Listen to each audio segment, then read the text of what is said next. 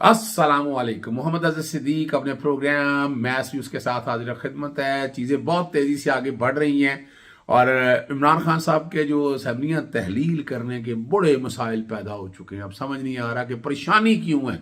बहुत परेशानी है, लेकिन उससे पहले कुछ चीज़ें आपको याद होनी चाहिए।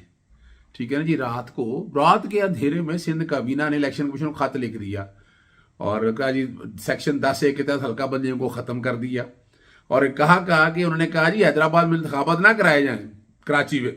सिंध काबीना हल्का बंदियों का नोटिफिकेशन वापस ले चुकी है। अब जल्द काबीना की जेली कमेटी नई हल्का बंदियों का नोटिफिकेशन जारी करेगी। उसके अलावा दादू में बल्दियाती इलेक्शन का इनेकाद, तालुका मेड़ो खैरपुर नाथन शाह में सैलाबी, ये बहुत सी बातें उन्होंने लिखी।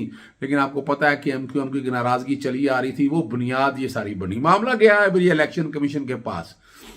इलेक्शन कमीशन का पूरा बैठा, 5 मेंबर बैठे और एतराजात बड़े आने थे उनके ऊपर। लेकिन कमाल की बात, उन्होंने ये दरखास्त मुस्तरद कर दी और उन्होंने कहा कि ये अपना जो वजारत दाखिलों का इंतहाई हसास पोलिंग स्टेशन पर फौज और रेंजर हिदायत करने और आइन के आर्टिकल 220 के तहत इनको ये इख्तियार है।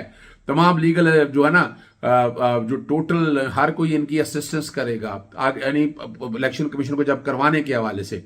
और ये 15 जनवरी को ही इलेक्शन होंगे, ये भी साथ कंडीशन लगा दी है। राजा सिकंदरा सुल्ताना की सदारत इलेक्शन कमीशन का इजलास हुआ ये वाला, और जो ऑर्डर जारी किया उन्होंने 13 जनवरी का, और ऑर्डर के आखिर में उन्होंने बड़ा वाज़ेह तौर पर कह दिया है the secretary and specialized election commission especially are also directed to proceed to Karachi to coordinate with the relevant authorities, provincial government and law enforcement agencies to ensure smooth conduct of election. सदस्य सिकंदर सुल्तान राजा साहब, ये शाह महमूद जोतोई साहब, निसार अहमद दुरानी साहब, बाबर हुसैन बरमाना साहब और justice retire Ikramullah, ये 5 members की तरफ से ये फैसला है। तो बल्दियाती इलेक्शन जिनसे भाग रही थी पाकिस्तान मुत्तहिदा कौमी मूवमेंट और बाकी जमात इस्लामी भी साथ लगी हुई है, पाकिस्तान तहरीक इंसाफ के इलेक्शन हर हालत में होने हैं। तो ये खुशखबरी है कि इलेक्शन अपने वक्त पे होंगे 15 जनवरी को। और लोकल गवर्नमेंट के इलेक्शन में इतनी इबरतनाक शिकस्त होनी है, बड़े मसाइल बन जाने हैं। अब इसके साथ साथ दूसरी जो अहम चीज़ है वो है जो जुड़ी है आइनी दरखास्त बैकग्राउंड पे वो चल रही होगी सारी, सलमान खालिद चीमा ने। मैं ढूंढने की कोशिश करता रहा, मुझे नहीं समझ में आई ये कौन है। लेकिन बहरहाल अब ये कुछ दिन पहले एक दरखास्त दायर की कि असेंबली से, ये जब चल रहा है ना ये सारा वाला झगड़ा, तो एक दरखास्त दायर की, वो जस्टिस शाहिद करीम साहब के पास समाअत के लिए आई थी। उन्होंने कहा ये लार्जर बेंच के पास मामला जाए। मामला ये लार्जर बेंच के सामने भिजवा दिया। लार्जर बेंच ने जो है ना इस पर फैसला कर, लार्जर बेंच ने ये मामला है जो है वो भी निपटा दिया कि अभी तो ऐसे हालात नहीं है। वो मैं आपके सामने पढ़ देता हूँ तो ज़्यादा आसानी रहेगी, चीज़ें समझ आ जाएंगी आप लोगों को कि है क्या और हो क्या रहा है। मैं मिसाल के तौर पर ये जब ये मामला आया जस्टिस शाहिद करीम साहब के पास 9 जनवरी को आया था। The subject petition has a close connection with the pending matter with the full bench of this court in writ petition number 1 जो चौधरी परवेज लाई ने फाइल की। It would be appropriate for this petition to be heard by full bench which was taken cognizance of issue regarding dissolution of provincial assembly and the powers of respondent number 2 to do so. They shall be done after seeking orders from the honorable chief justice. ये 528 number writ petition है। ये मामला चला गया वहां पर अपना larger bench के पास, और लार्जर बेंच ने इस मामले को बड़ी तफसीली, चूंकि वापस ले लिया गवर्नर ने नोटिफिकेशन, गवर्नर ने अपना नोटिफिकेशन वापस ले लिया। और गवर्नर ने अपने नोटिफिकेशन में जो चीज़ सामने रख के वापस यानी चीफ मिनिस्टर को निकालना और काबीना को हटाना, वो सारा वापस ले लिया। और 12 जनवरी को यानी कल, after arguing the case at some length, learned counsel for the petitioner does not press this petition for the time being. Dispose of being not pressed. 5 member जजेस के दस्तखत मौजूद हैं और ये वाली दरखास्त जो है ना वो वहाँ से निपटा दी गई। और आज फिर वह दरखास्त यहाँ पर आ गई और यहाँ दरखास्त में आपके सामने पढ़ देता हूँ। मेरा बुनियादी तौर पर जो गवर्नर को समरी भेजी गई है, और ये मैंने क्लियर कर दिया था लेकिन मैं फिर एक दफ़ा क्लियर कर देता हूँ। आइन का आर्टिकल 112 इजाज़त देता है इस सारे प्रोसेस को चलाने की, तहलील करने की, और ये सवाबदीद है वजीर आला की। देखिए क्यों क्योंकि मेजॉरिटी है ना उसके पास, वजीर आला है ना, मेजॉरिटी की वजह से तो वजीर आला है। जब मेजॉरिटी एक्सरियत की वजह से तो उसको इख्तियार है असेंबली तहलील करने का। ये पहले वाली बात नहीं है। आर्टिकल 58(2)B जब पहले होता था 112 के गवर्नर या सदर असेंबलियां तहलील कर देता था, जनाब आईनी मशीनरी काम नहीं। 2 असेंबली आपको पता है तहलील हुई, नवाज शरीफ की और मोहतरमा बेनजीर की। नवाज शरीफ की अपना असेंबली जो कौमी असेंबली है वो तो बहाल कर दी गई। वो अलग बात है कि बाद में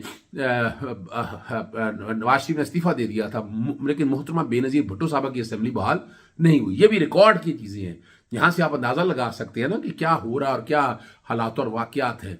अब तरमीम हो गया, 18वीं तरमीम के बाद ये इख्तियार जो है वजीर आला का और उसकी सवाबदीद है। और वजीर आला पंजाब ने ये असेंबली तहलील होने से पहले पूरा माइंड अप्लाई किया है।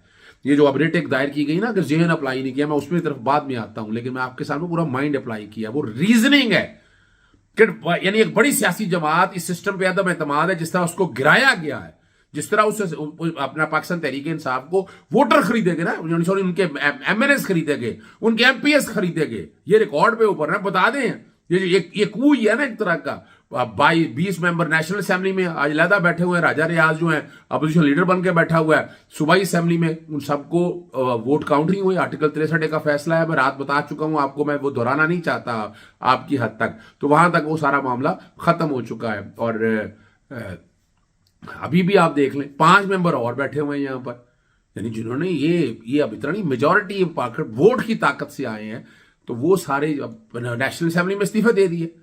यानी 66% के करीब वो लोग जो है इलेक्शन कराना चाहते हैं, ये उनकी राय। और ये जिक्र है वो अपना जो मेरे तक इतला है, चौधरी परवेज लाई ने सामने जो रीजन बनाई है, रीजन बना के उन्होंने अपनी काबीना वगैरह से भी गुफ्तगू की है सारे मामले में। तो वो सारी जो है ना ध्यान रख लिया उन सब चीजों का, एक एक चीज को सोच के दायरा कार के अंदर रखकर इसका फैसला किया गया है। और इसी आप यहीं से जानें कितनी एहतियात बरती गई है सारे मामले के अंदर।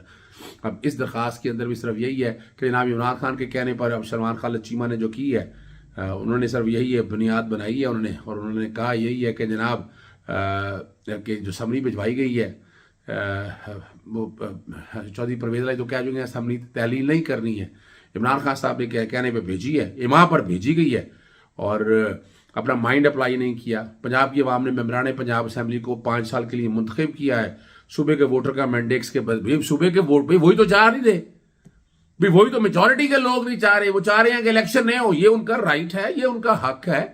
और अगर हक है तो आइन ने फराहम किया ना, आइन का आर्टिकल 112 बैकग्राउंड पे चल रहा होगा, 58 बैकग्राउंड पे चल रहा होगा, ताकि आप समझ सकें कि तरीकाकार क्या है, असेंबली ने कैसे सारे प्रोसेस को लेकर चलना है। और बात वही है, मेजॉरिटी का रोल है। मैं फिर बताता चलूं, वजीर आला के इस इख्तियार को आप बाईपास नहीं कर सकते हैं। माइंड अप्लाई यानी जो हालात और वाकयात सामने है, मुल्क की इकॉनमी बैठ गई है, महंगाई कंट्रोल नहीं हो रही है, मुल्क जिस समझ पे चल रहा है, तो क्या किया जाए, बैलेंसिंग एक्ट क्या होगा, किस तरह इन सब चीजों को देखा जाएगा, किस तरह ये चीजें बेहतर होंगी, यही तो है। वो बैठ के अप्लाई करके फैसला करके करना है ना ये सारी चीजों को, तो इसलिए इतना आसान काम नहीं है। आप ज़हन में रखिएगा, बहुत हो गया है।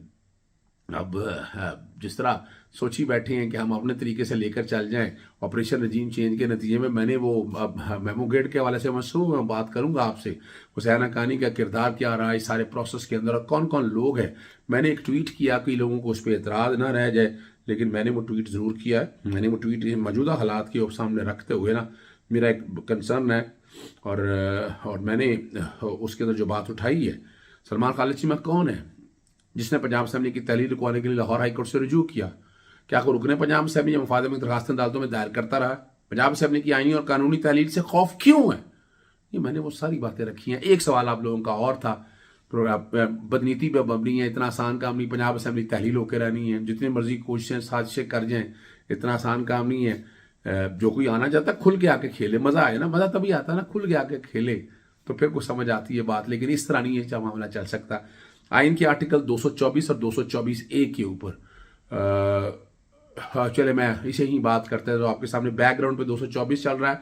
224 से जब आप असेंबली तहलील कर दें तो 72 घंटे यानी बेसिकली 3 दिन है आपके पास निगरान वजीर आज़ा बनाने के लिए, और ये गवर्नर ने तैनात करना, दोनों की मुशावरत के साथ लीडर ऑफ द हाउस यानी वजीर आला, जो कि वजीर आला उस वक्त तक रहता है जब तक नया वजीर आला नहीं आता, और अपोजिशन लीडर की मुशावरत के साथ। जब वजीर आला मुंतखब हो जाएगा फिर वो गवर्नर ने तैनात करनी है काबीना से, लेकिन मुशावरत के साथ तैनाती करनी है। फर्ज करें ये दोनों का कंसेंसस नहीं होता तो दो दो नाम भिजवाए जाएंगे एक स्पेशल कमेटी को, या इनके आर्टिकल 224A में लिखा हुआ है। स्पीकर बनाएगा 3 ट्रेजरी बैंक जो हुकूमत वक्त के हैं, यानी पाकिस्तान तहरीक इंसाफ और पाकिस्तान मुस्लिम लीग काफ में से 3 लोग, और opposition leader Pakistan people's party या उनमें से जो भी अपोजिशन में से 3 लोग होंगे, उन तीनों को लोगों को इकट्ठा बैठा के अगर कंसेंसस होएगा दो नाम जाएंगे, 2 नाम जो वजीर आला मौजूदा हुकूमत वाले और जो अपोजिशन है 2 नाम भिजवाएंगे। इनमें से अगर कंसेंसस हो जाता तो ठीक है, 3 दिनों के अंदर कंसेंसस होना, ये भी याद है। अगले भी 3 यानी 3 दिन पहले और 3 दिन 6 दिन, और नहीं कंसेंसस होता तो मामला जाएगा इलेक्शन कमीशन के पास। इलेक्शन कमीशन इनमें से कोई भी बंदा भी तैनात कर देगा, और यूं जो है ना केयर टेकर सेटअप जो है ना वो वजूद में आ जाएगा, निगरान। फिर ये 90 दिन के अंदर अंदर इलेक्शन कराने हैं, और आइन के आर्टिकल 224 में ही लिखा हुआ है कि 90 दिन के अंदर या वक्त से पहले असेंबलियां जब तहलील होंगी तो 90 दिन में, अगर टाइम पे इलेक्शन जब 5 साल पूरे हो जाएंगे तो फिर 60 दिनों के अंदर इलेक्शन कराने होते हैं। कोशिश की है आप तक हर चीज बताता चलूं। जय चाहता हूं। अस्सलाम वालेकुम, अल्लाह हाफिज, पाकिस्तान जिंदाबाद।